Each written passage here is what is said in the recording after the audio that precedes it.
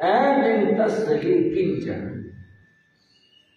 विप्र ब्राह्मण के वेश में इसे कहते हैं। विप्र कोई व्यक्ति लाखों लाखों गायों का दान करता है। गोदान को वैदिक परंपरा में बहुत ही बड़ा पुण्य माना वैदिक परंपरा। और यहाँ तक भी व्यक्ति मरने की स्थिति में तो वे कहते हैं गाय दान करवा दो। कुछ ऐसी भी मान्यता है कि वे अगर गाय दान कर देंगे तो जब जीव आगे जाएगा, इसको वैतरणी एक नदी है जो बड़ी भयंकर है, वो पार करनी पड़ेगी, तो गाय वहाँ खड़ी मिलती है जो दान करी है, तो उसकी पूंछ पकड़ करके जीव वैतरणी नदी को पार हो जाता है। ये वैदिक मान्यता है। जैन धर्म में दान की चर्चा तो है, पर जीव दान की चर्चा नहीं है। हमारे को किसी को क्या हक है किसी को दान करने का? कोई बलवान आदमी हो, खूब मजबूत तकड़ा, हमारी बाँह पकड़ लेगा, चल तेरा दान करूंगा। बताओ जी, क्या हम स्वीकार कर लेंगे इस बात को? कोई हमारा दान करे, लेकिन क्या करे, मजबूत आदमी हाथ पकड़ लिया, चल तेरे को दान करके आऊंगा, तेरे को चढ़ा करके आऊंगा, फलाने जगह चढ़ाऊंगा तेरे को। गाय हो या कोई और पशु, वो अपनी बात कह नहीं सकते, बोल नहीं सकते, वो बेचारे लाचार हैं और उनका दान कर दिया। ये कोई दान नहीं, इस तरह का दान कोई दान नहीं होगा। कोई आदमी ऐसे इस धारणा से दान करे, बहुत गायों का दान भी कर ले, तो कहते हैं मुक्ति और मोक्ष में उसका क्या योगदान हो। दान करना है, भोजन का दान करो, अन्न दान, भोजन का दान करो। दान करना है, आपके मन में अच्छी बात है, आप भोजन का दान करो। और दान करना है, औषध का दान करो। कोई बीमार है और औषध उसको उपलब्ध नहीं है, औषध का दान करो। और कहा दान करना है, विद्या का दान करो। विद्या का दान बहुत बड़ा दान है, ज्ञान का दान बहुत बड़ा दान है। ज्ञान का, विद्या का दान करो। और चौथा दान बताया गया, अभय दान। कोई मुसीबत में है, उसको मुसीबत में से निकाल करके अभय कर देना, बंधन में पड़े को छुड़वा देना, वह जो दान है उसके प्राणों की रक्षा के रूप में है, वह दान अभय दान कहलाता है। कौन सा दान कहलाता है? अभय दान। अभय दान बड़ा दान। ये दान माने गए जैन धर्म में, जीव दान नहीं माना कि भाई ऐसे किसी जीव का ऐसे दान कर दो। किसी जीव का दान करने का मतलब क्या है? तो जीव दान नहीं माना। यहां उन्होंने कहा कोई आदमी सैकड़ों हजारों इतनी बात कह दी, लाख गायों का दान भी करे तो भी वो दान दान नहीं है। तुम कह रहे हो दत्ता भोचा या जिठा है, तुम दान दे करके और फिर ऐसे करना, ऐसे बनना। तस्वी संयमों से वो संयम इन सब से ऊपर है। भाइयों, अब समझने की बात होगी। जीवदान की बात तो है ही, और भी जो दान है जिनकी मैंने चर्चाएं की, इन दानों में से अभय दान साधु का होता है, ज्ञान दान साधु के द्वारा होता है, लेकिन अन्न दान, औषध, वस्त्र आदि आदि ये सब गृहस्थ के कर्तव्य हैं, साधु के कर्तव्य नहीं। अगर साधु इन्हें करेगा, कहां से करेगा और कैसे करेगा और क्यों कर करेगा? ये गृहस्थ आचार है। इस बात को उन्होंने समझाया कि गृहस्थ आचार अलग है, साधु आचार अलग है। इन दोनों को अलग अलग समझा जाए। एक बार हमारा हरिद्वार जाना, हरिद्वार गए, मंदिर भी देखे, आश्रम में भी देखे। एक आश्रम में जाना, वहाँ के जो महंत थे वो मिले, बड़ा अच्छा उन्होंने आदर सत्कार किया। उन्होंने तो वो गद्दों वाली कुर्सियाँ वगैरह लगा, इस पे तो नहीं बैठते हम लोग। बोले जी और फिर क्या, भाभी लकड़ी की कुर्सी हो, प्लास्टिक की हो, या वो होता है स्टूल हो, उसमें बैठ जाएंगे। स्टूल उपलब्ध हुआ उस समय, हम बैठ के आराम के साथ। वो बार बार देखता रहा, बोले इसमें क्या बात थी? मैं कहा इसमें तो बात तो है, फर्क है, ये आराम की चीज है और ये एक साधन भर है, फर्क है। बात चल पड़ी साधना की। उसने पूछा जी आप लोग क्या साधना करते? तो जो जैन साधना की बात हमने वो कही उनसे। मैंने उनसे पूछा, बोले आपकी उपासना क्या होती है, आप क्या करते हो? बोला जी आश्रम की 400 गायें, उसने जो बताया। बोले हम तो उनकी सेवा करते हैं, और रही बात ये तो ठीक है, हाथ जोड़ लेते हैं, सुबह शाम दीपक जला लेते हैं, बस ये है। बाकी तो आश्रम आने जाने वालों की व्यवस्था, सेवा, गौ माता की सेवा ये कर। मैंने कहा आप तो सन्यासी हो। बोले तो फिर? मैंने कहा देखो आप सन्यासी हो, सन्यासी को तो अपना समय परमात्मा के भजन में देना चाहिए। ये जितने काम हैं अच्छे हैं, उत्तम हैं, लेकिन ये देखो ये गृहस्थ के हैं या सन्यासी के हैं? अगर ये सन्यासी ये करेगा तो सन्यास धर्म का पालन कौन करेगा? ये तो गृहस्थ के काम है। आप अपने प्रेरणाओं से इस तरह की व्यवस्था बना सकते हैं, गायों की खूब से सेवा हो, खूब अच्छा हो, और इतना ही नहीं, आने जाने वाले अतिथियों की सेवा हो, सब कुछ हो, ये है बात। और आप अपने सन्यास धर्म का पालन करो। बोले जी वो ठीक है, बस अपना अपना रुझान और मन है जी, हम तो बस इसमें लगे रहते। मैं ठीक है, काम अच्छा है, परंतु सन्यासी का काम अलग है और गृहस्थ का काम अलग है। उदाहरण के लिए थोड़े आप भी हो सकता है थोड़ा विचलित सा हो जाओ, सेवा करना उत्तम काम है, ठीक है, कोई इसमें बात नहीं है।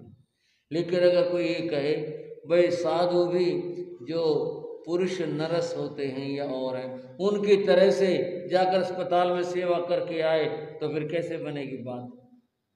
सेवा तो उत्तम है, परंतु फर्क है बात का कि वो सेवा जो वहां पर है, हॉस्पिटल की सेवा है, वो एक गृहस्थ के द्वारा किया जाने वाला कार्य है, उत्तम है, बहुत उत्तम है, परंतु साधु का काम नहीं है। साधु का काम साधना करना है। ये कर्म गृहस्थ कर्म है। गृहस्थ कर्मों में उत्तम और अच्छा कर्म है, बढ़िया कर्म है, सेवा करो, बहुत उत्तम बात है, परंतु साधु का काम साधना करना है, वह करे, ये उसका धर्म है।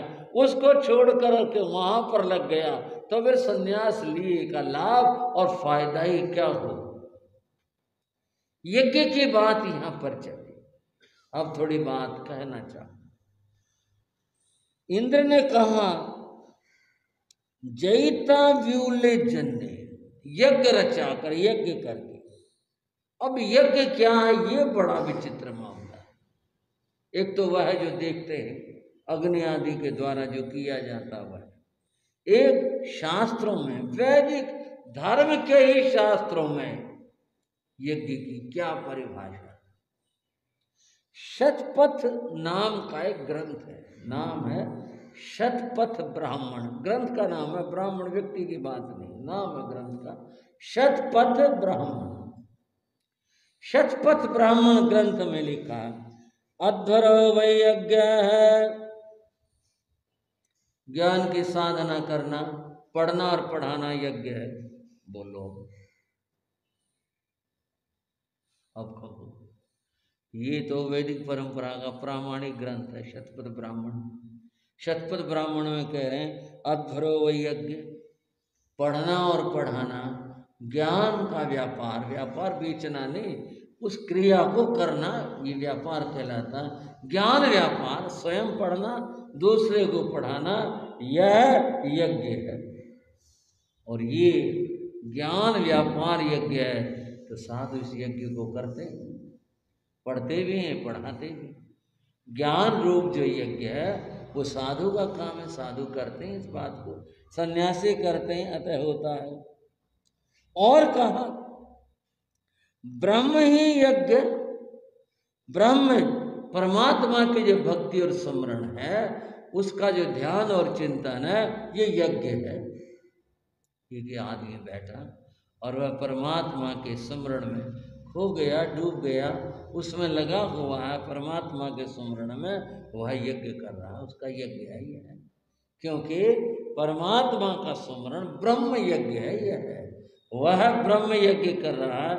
इसकी तुलना उस बात से नहीं हो सकती कि उसने क्या किया, कैसे किया, ऐसे नहीं। अब यज्ञ का स्वरूप बदल गया ना, यहाँ ग्रंथों में जो बताया परिवर्तित हो गया।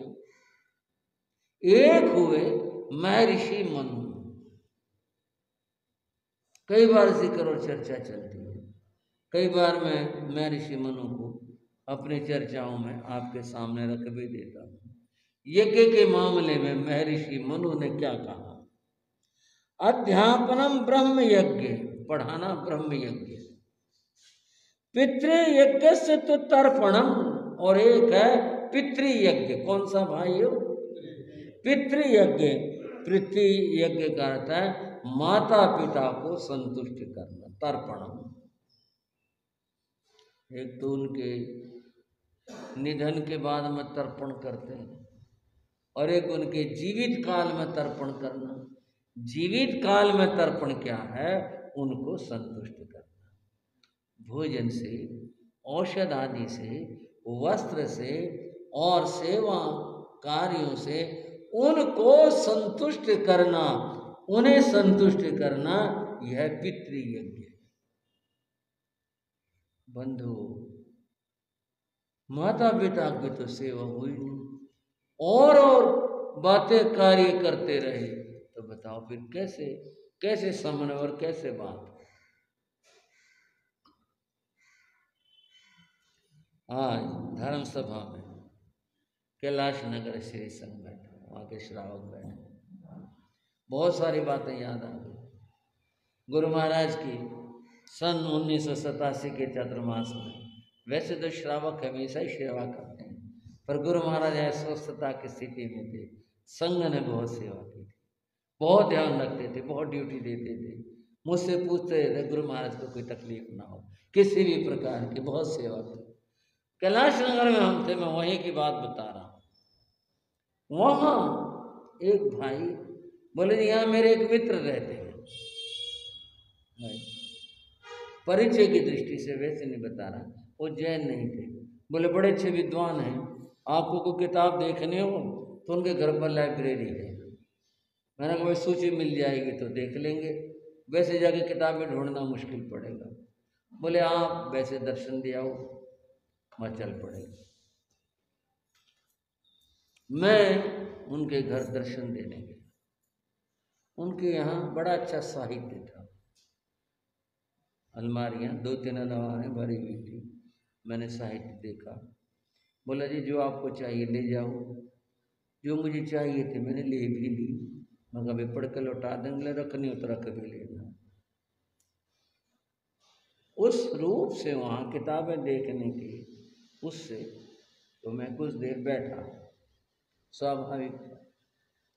मैंने उनसे, उन भाई से जिनके हम घर गए, उनसे पूछा, मैंने कहा और कुछ धर्म उपासना कुछ कर दो? बोले ये और तो कुछ बनता नहीं, देवी जी की सेवा करता हूं। भाइयों, उस व्यक्ति ने कहा देवी जी की सेवा करता हूं, तो सेवा करना है, पूजा कोई कहते हैं इस परंपरा में, भाई देवी हो या कोई और आराध्य जिसका जो भी हो उसकी सेवा करना है, उसकी पूजा करना में इतना ही समझा। बोला जी देवी जी की सेवा करता हूँ, आप भी अगर देवी जी को दर्शन दे दो तो आपका आशीर्वाद मिले तो बड़ा अच्छा होगा। है थोड़ा चौंका, मुझे देवी जी इनके घर में आकर के बैठी हैं क्या जिनका दर्शन दे दो।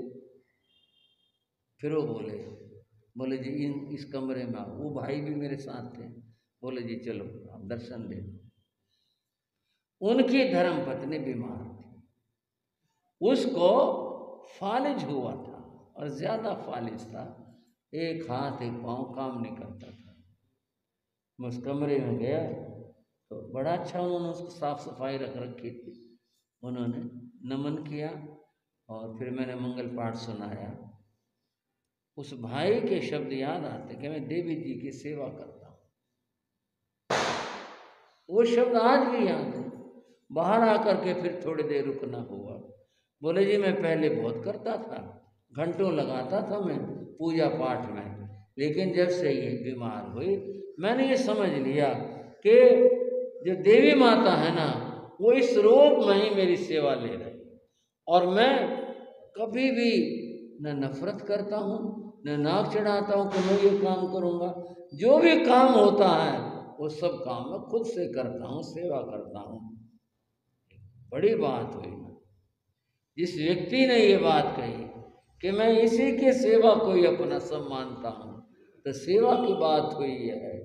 पितृयज्ञस्तु तर्पणम, माता पिता को संतुष्ट करना, यह है पितृयज्ञ।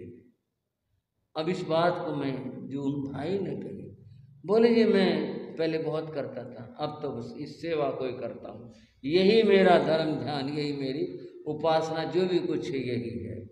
एक बात है, अगर इस बात को समझा जाए, इस तरह से मनु कहते हैं इनको संतुष्ट किया जाए। उनकी धर्म पत्नी थी, धर्म पत्नी सारी उम्र से सेवा करती आ रही थी, बीमार हो गई। अब फर्ज पति का भी है कि उसकी सेवा करे, और वो सेवा करते थे। बंधु, होमो देवो बलिर्भूतो, होम करना, मनु की बात बता रहा हूं, ये मेरी बात नहीं है। मनु क्या कहते हैं, होमो देवो, होम करना और मंत्र बोलना ये देवों का यज्ञ है। बलिर्भूतो, और जो पशु हैं इनको भोजन खाना देना, जो भी इनका खाना है वह भूत यज्ञ है। नृयज्ञो अतिथि पूजनम, और नृयज्ञ है अतिथियों की सेवा करना। घर पर आए हुए या और किसी व्यक्ति को इस तरह से उसके सेवा करना, ये जो अतिथि यज्ञ है, नृयज्ञ है, इस तरह से यज्ञ के स्वरूप है। और सारे अपनी जगह महत्व रखते हैं। प्रश्न सन्यास का और गृहस्थ का था। अब ये सारे जो कार्य हैं ये गृहस्थ के कार्य हैं, सन्यासी के कार्य नहीं है। सन्यासी का कार्य तो उसने जो सब छोड़ दिया है और छोड़ करके आया है वह तो आत्मचिंतन करे, ब्रह्म यज्ञ करे, परमात्मा के चिंतन में रहे, ये सन्यासी का कार्य है। अगर सन्यासी के काम गृहस्थ करे, गृहस्थ का काम सन्यासी करे, फिर तो व्यवस्था कैसे बन पाएगी। तो मुनि ने कहा, नमिराज ऋषि ने कहा कि इस तरह जो तुम कह रहे हो ना कि ये सब यज्ञ करके फिर जाना, ये गृहस्थ धर्म है, साधु धर्म नहीं है। साधु धर्म तो क्या है, जो केवल अपनी आत्मा में रमण करते हैं वही साधु धर्म। बंधुओं, यज्ञ की बात चली, अपना विषय तो नहीं है, लेकिन एक बात को समझते हैं कि जिस परंपरा में यज्ञ है वहां भी क्या स्वरूप है यज्ञ का। यज्ञ का स्वरूप बताया इस बारे में। शरीर यज्ञ स्थान है, जिसको कुंड कहते हैं, जिसके अंदर यज्ञ किया जाता है। ये जो देह है, ये जो शरीर है, यह यज्ञ स्थान है। आत्मा यजमान है, करने वाला। एक पुरोहित होता है, एक यजमान होता है। पुरोहित तो करवाता है, यजमान करता है। तो इसका जो यजमान है, इस धर्म यज्ञ का, उसका यजमान यह आत्मा है। और क्या कहा, उर्वेदी, जो व्यक्ति की श्रद्धा है ना, ये उसकी वेदी है। बिना श्रद्धा के कुछ भी किया जाए उसका फल ही नहीं होता, यह उसके वेदी है। और कहा, इसमें जो मंत्र बोले जाते हैं, जिनका उच्चारण हुआ करता है, वे जो मंत्र हैं वह ज्ञान है। और कहा, क्रोध व्यक्ति के जीवन में जो आता है, थोड़ा कठिन सा हो रहा है और बता रहा हूँ, वो पशु है। पशुओं की बलि देते थे, बोले वो पशु के नहीं, इस क्रोध की बलि दो। जिसने धर्म यज्ञ रचाया वो क्रोध नहीं करे जरा सा भी, इसके उस यज्ञ में बलि दी जाए। तप अग्नि, और यहाँ तप करना यह अग्नि है, दम दमन करना ये दक्षिणा है, और ये जो व्यक्ति का मन है ये ब्रह्मा है। इस तरह से अध्यात्म यज्ञ किया जाता है। अगर यूं किया जाए तब आत्मा की शुद्धि होगी। और यदि ये दुर्गुण और बुराइयां जीवन में बने रहे और केवल बाहर के यज्ञ की बात हुई, तो आत्मशुद्धि क्यों कर किस प्रकार से होगी, वो नहीं पाएगी। अतएव यज्ञ का स्वरूप यहाँ ऐसे बताया गया। आप सोच सकते हैं कि क्या स्वरूप है। उन्होंने देखा था यज्ञ करना, ये सब कर कर फिर उसके बाद संन्यास की बात करना। उन्होंने इतनी बातें सारी उनको बताई, उन सबको सुनकर इंद्र चुप हो जाते हैं और आगे उनकी क्या चर्चा चली उसके बाद चर्चा अगले समयों में करने का भाव रखते हैं। बंधुओं, मैंने पहले कहा, हम सभी जो भी कार्य दीपावली के ऊपर धर्म ध्यान के, जब तक की आराधना के हमारे थे, वो सब आपने बड़े भावनाओं के साथ में संपन्न किए। और अब हम जो उत्तरायण सूत्र के भाव हैं, उन भावों की चर्चा कर रहे हैं। वो कुछ आपके सामने आज भी रखे, अगले समयों में भी रखने का भाव रखते हैं। अब कुछ और चर्चा आपके सामने कर रहा हूं।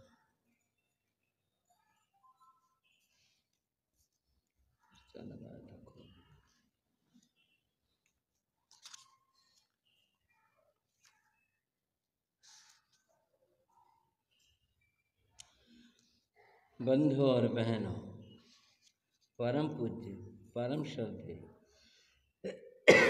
संघ शास्त्रा शासन सूर्य गुरुदेव, जिनका हमारे ऊपर अनंत उपकार है, यह जो पखवाड़ा कहें, पक्ष कहें, ये गुरु अर्चना का मैंने रखा हुआ है। क्योंकि पूज्य गुरुदेव ने कार्तिक पूर्णिमा को अपने जीवन और संयम की यात्रा पूर्ण की थी। तो सुनाता रहा हूँ चातुर्मास भर कई एक बातें जिनके अंदर अनेक विषय थे। अब मैं कुछ देर गुरु महाराज की चर्चा करना चाहूँगा। बोलो सब मिलकर नर नार, राम कृष्ण गुरु जय जयकार। बोलो सब मिलकर नर नार, राम कृष्ण गुरु। सारे भाई बहन मिलकर गुरु की स्तुति गाएंगे, मिलकर बोलेंगे।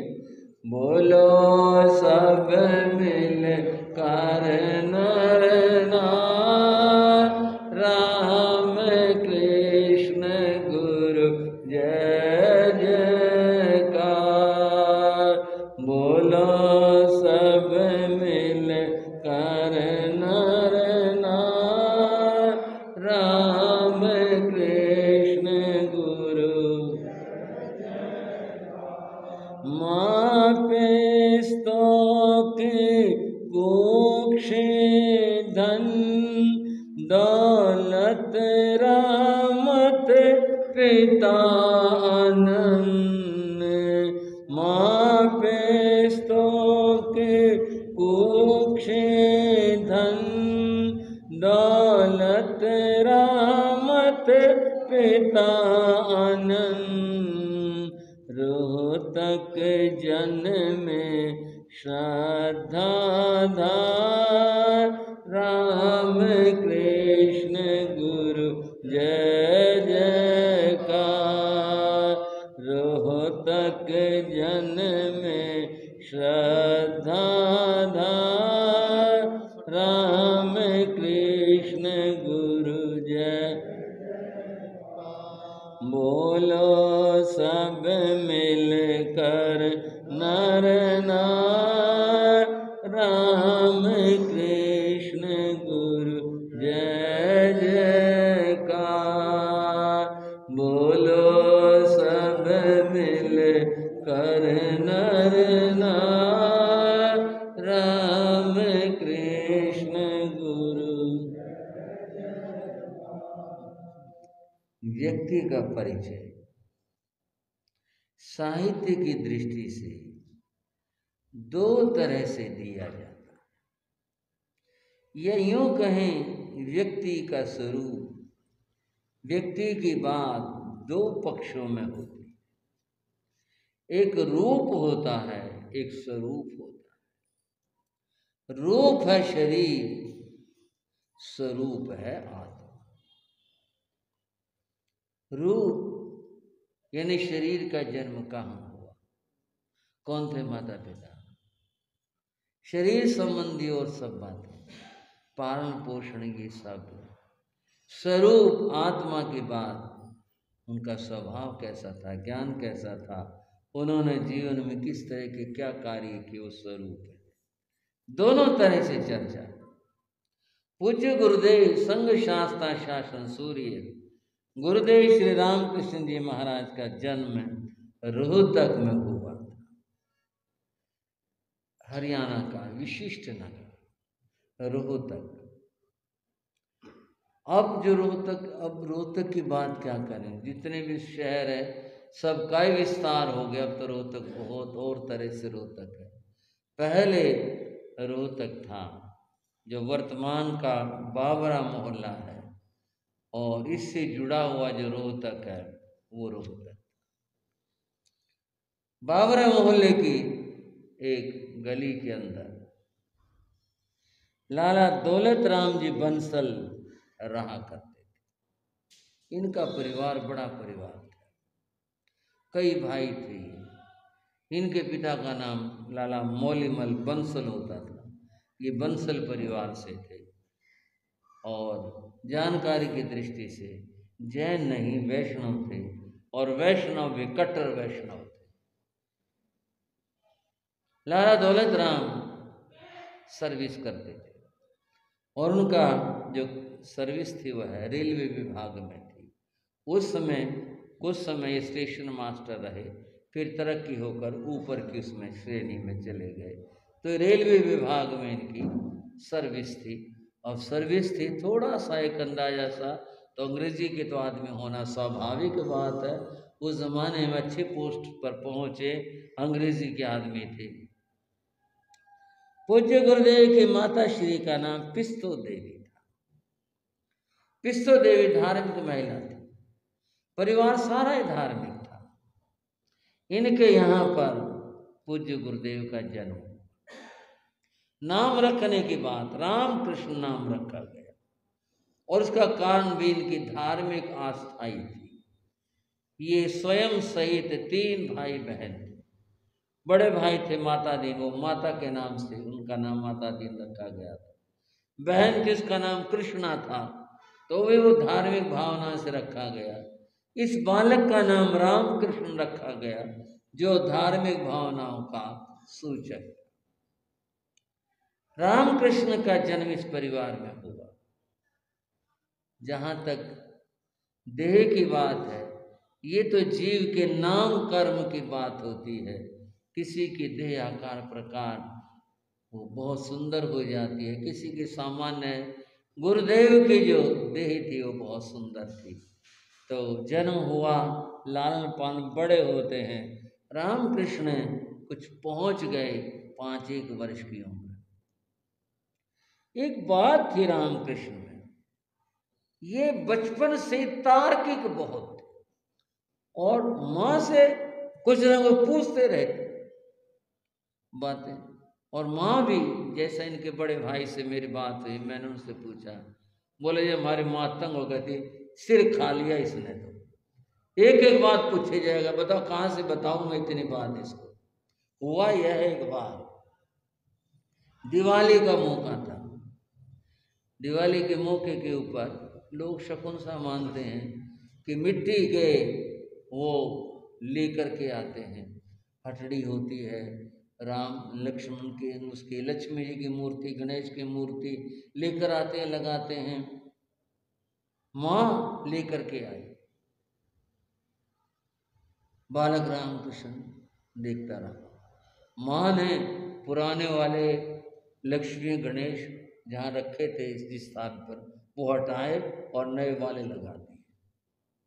रामकृष्ण ने पूछा, माँ इन वाले भगवान का क्या करोगी? ये जो आपने हटा दिए, ये वाले जो भगवान है, इन भगवान का क्या करोगी? माँ बोली, नए लगा दिए भगवान। बोली नए लगा दिए, इन वालों का क्या करोगी? बोले इनको गोकर्ण में डाल के आएंगे। गोकर्ण तालाब वहाँ तीर्थ है, तो इन ऐसी चीज़ों का, पुराने कैलेंडर और ये हुए मूर्तियाँ लोग विसर्जित कर देते हैं। बोला नहीं, भगवान को घर से नहीं निकालना चाहिए। 5 साल का बालक और माँ से कह रहा, भगवान को घर से नहीं निकालना चाहिए, इनको भी रखो और इनको भी रखो। माँ बोले बताओ कितने सारे रखूंगी मैं, इनको भी रखो और इनको भी रखो। उनकी सहज वृत्ति थी हर एक बात को समझना और पूछना। माँ करती थी पूजा, हर रोज करती थी। रामकृष्ण भी देखते थे कि माँ जो है वो कुछ करती है, इन भगवान के आगे खड़े होकर के ऐसे ऐसे करती, आरती करती थी, कुछ करती थी। एक दिन रामकृष्ण ने पूछा, माँ ये तुम क्या करती हो?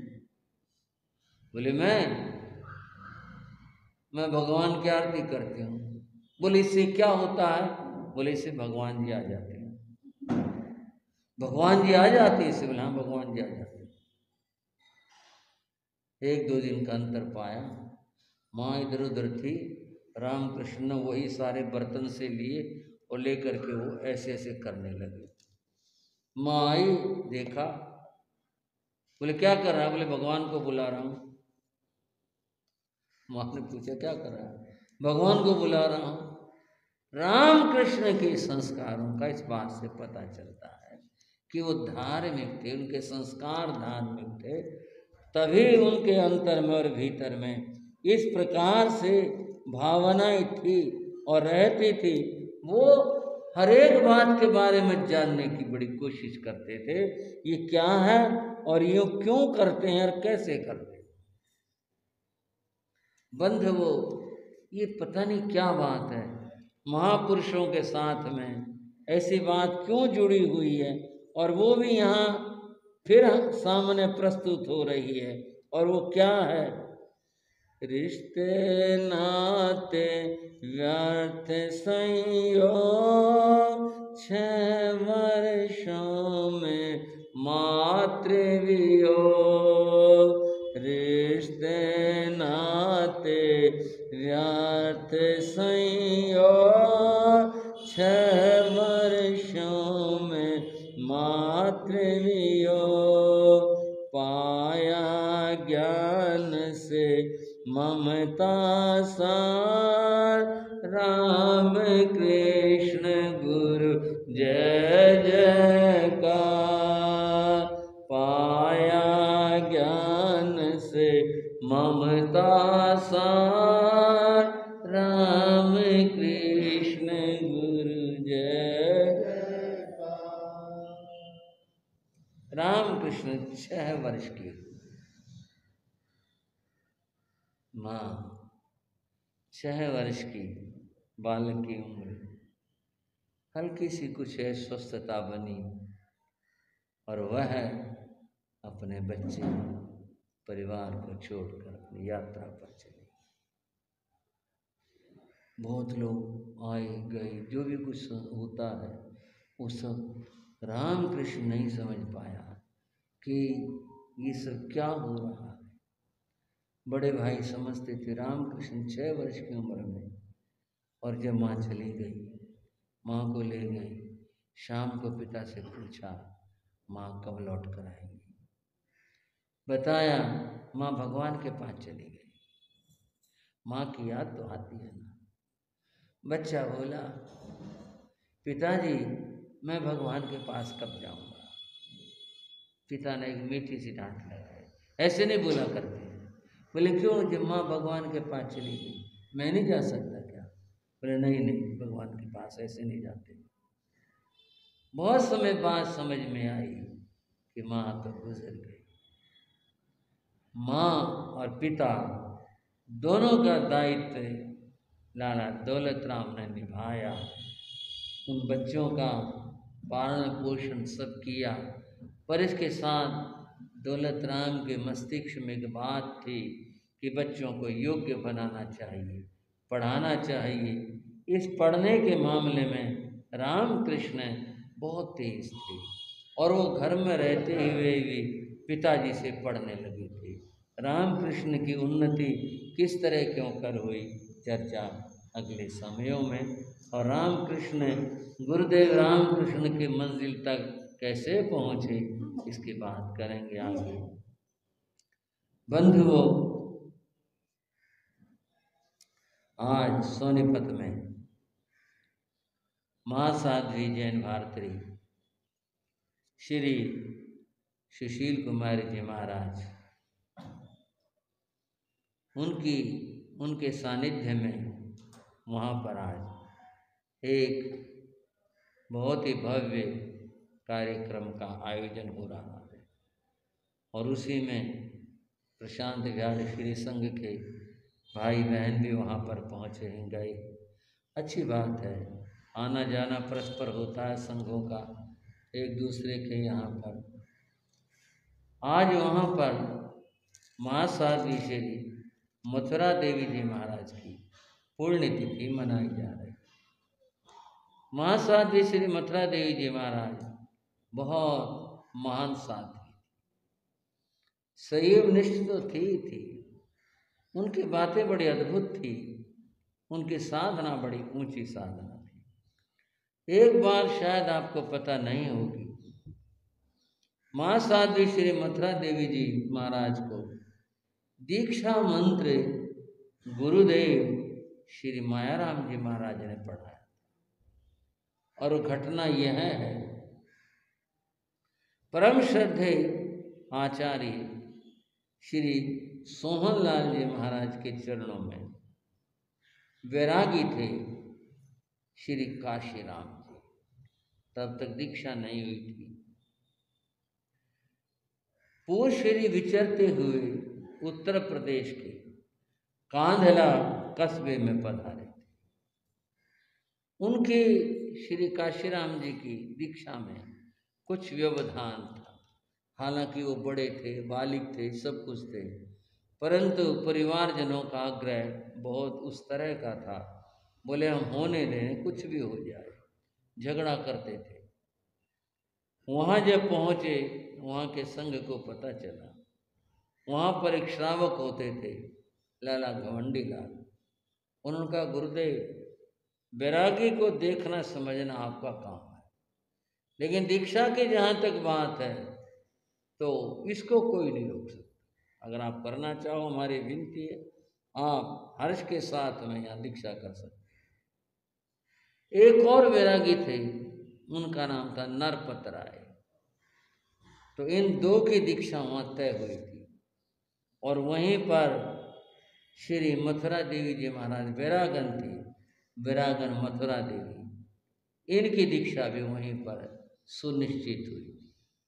ये तीन, दो वैरागी एक वैरागी, इनकी दीक्षा कांधला में सुनिश्चित हुई। उस समय गुरुदेव श्री मायाराम जी महाराज उन्हीं इलाकों में विचरण कर रहे थे। संग उनके चरणों में गया, कहा जी दीक्षा विला पर पधारो। तो गुरुदेव मायाराम जी महाराज वहां पधारे। जो रौनक और बात ठाठ वो तो सब थे ही थे। आखिर वो घड़ी आई जब दीक्षा मंत्र प्रदान किया जाता। श्रद्धेय श्री सोहनलाल जी महाराज जो आचार्य थे और दीक्षा में भी बड़े थे और आचार्य थे, उन्होंने श्री मायाराम जी महाराज से कहा, मायाराम दीक्षा मंत्र तुम पढ़ाओ। उन्होंने बड़े आदर और विनय से कहा, महाराज ये क्या बात, आप आचार्य, आप दीक्षा में बड़े, आप सब कुछ, तो दीक्षा का पाठ आप पढ़ाओ, दीक्षा मंत्र आप कृपा करो, आप दो। बोले नहीं, दीक्षा मंत्र तू देगा। लोग विस्फारित नेत्रों से देख रहे थे, ये क्या हो रहा है। पूज्य श्री ने कहा, दीक्षा मंत्र तुम पढ़ाओ। महाराज श्री मायाराम जी महाराज ने फिर इनकार किया। यह ऐतिहासिक तथ्य है, ना तो इसमें यूं है कि मायाराम जी को कुछ बड़ा बताना चाह रहे हैं, कुछ ऐसा तथ्य है। यह है श्री सोहनलाल जी महाराज ने कहा, मायाराम मैं ये चाहता हूँ कि ये तीनों दीक्षार्थी तेरे से मंत्र लें और ये तेरे जैसे संयमी बने। बोलो गुरुदेव श्री मायाराम जी महाराज के। उन्होंने आचार्य श्री को नमन किया। बोले अगर आपकी ऐसी आज्ञा है तो ठीक है, नहीं तो आप ही कृपा करते पढ़ाते। बोले नहीं। मायाराम जी महाराज ने तीनों को दीक्षा मंत्र प्रदान किया। तो काशीराम जी महाराज आचार्य काशीराम जी बने। नरपत राय जी जो थे वो शास्त्रों के बड़े गंभीर ज्ञाता बने। और श्री मथुरा देवी जी, महासाध्वी मथुरा देवी जी बनी। तो आज मथुरा देवी जी का कितना नाम है और कितना उनका ऊंचा संयम था, ये तो उनके जीवन को पढ़ कर ही जाना जा सकता है। कितना अद्भुत और कितना विलक्षण था उनका संयम, और कितना उन्होंने नाम पाया। और आज कितना उनका विस्तृत शिष्या प्रशिष्याओं का परिवार है।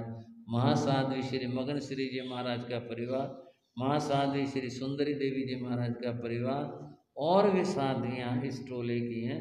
विशालतम साध्वी परिवार है। तो श्री मथुरा देवी जी महाराज को दीक्षा मंत्र देने वाले गुरुदेव श्री मायाराम जी महाराज थे।